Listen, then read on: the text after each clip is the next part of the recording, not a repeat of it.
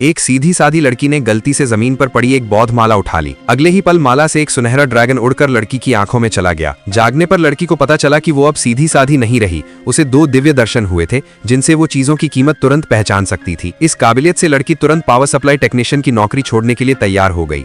लेकिन जैसे ही वो पावर सप्लाई स्टेशन पहुंची, चीफ हेल्थ केयर स्पेशलिस्ट ने उसे एक कमरे में खींच लिया और उसे एक नकली हरा कटोरा दिया और कहा कि उसे बॉस की पत्नी के सामने तोड़ देना। लड़की को तुरंत एहसास हो गया कि हेल्थ केयर स्पेशलिस्ट असली चीज रखना चाहता है, इसलिए उसने हाथ कांपने का नाटक किया और नकली चीज को जमीन पर पटक दिया और लड़की पर इल्जाम लगाया कि उसने जानबूझकर कटोरा तोड़ा है, जबकि वो नहीं देख रही थी। उसने दावा किया कि कटोरा 1,50,000 में खरीदा गया था और बेचने वाला इसे 3 दिन में बेच देगा। हेल्थ केयर स्पेशलिस्ट को उम्मीद थी कि लड़की हर्जाना देगी, लेकिन इसके बजाय ये मानते हुए कि लड़की अभी भी सीधी साधी है, स्पेशलिस्ट ने कहा कि कंपनी नुकसान की भरपाई करेगी। हालांकि लड़की सच जानती थी, इसलिए उसने बॉस की पत्नी को बिना वजह 1,50,000 का नुकसान नहीं होने दिया। उसने भोली बनने का नाटक करते हुए उसने चीनी मिट्टी का एक टुकड़ा उठाया, उसे अपने मुंह में रखा, चखा और दावा किया कि ये उसकी आंटी की मीठी कैंडी है। उसने कहा, ये सबसे अच्छी क्वालिटी की है, ये 1 दिन में पिघल जाएगी। झांग, सन किंग को भी तुम पसंद आ गई हो, तुम इतनी काबिल हो, तुम्हें पता नहीं चलेगा, तुम्हें 1,50,000 की भरपाई खुद करनी होगी, मैंने तुम्हें गलत समझा। दुकान का नुकसान बचाने के लिए लड़की को धन्यवाद देने के लिए मालकिन ने तुरंत उसे उसकी माँ के लिए दवा के तौर पर 20,000 युआन दे दिए।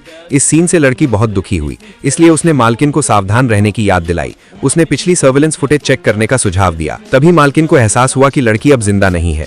मालकिन को याद दिलाने के बाद लड़की हॉस्पिटल भागी। फुटेज देखने के बाद मालकिन ने तुरंत लड़की को हेल्थ केयर डिपार्टमेंट का नया हेड बना दिया, लेकिन लड़की को पहले ही दिन परेशानी का सामना करना पड़ा। झांग, अप्रेजर, उसे बाहर बुलाओ, वो चिल्लाई। झांग, अप्रेजर ने कंपनी की प्रॉपर्टी चुराई है और प्रेसिडेंट किन ने उसे जेल भेज दिया है। मैं अब लिनहुई लॉ में नहीं अप्रेजर हूँ। मैंने तुम्हारे बॉस से कहा था कि झांग यू को मेरे साथ चीजें देखने के लिए बुलाओ, वो यहाँ नहीं है। मैं तुम्हारा मामला देखने के लिए किसे ढूंढूं? मैं इसे संभाल सकता हूँ, बस अपने प्रेसिडेंट किन को बुलाओ। वांगरुई, तुम यहाँ हो? किन, रैन, क्या हो रहा है? हम तय हुए थे कि झांग यू मेरे साथ ऑक्शन में आएगा, तुमने उसके आने का इंतजाम कैसे किया? वांगरुई, घबराओ मत, झांग यू मेरी दुकान से एंटीक चीजें बेच रहा था, मैंने उसे पहले ही निकाल दिया है। ये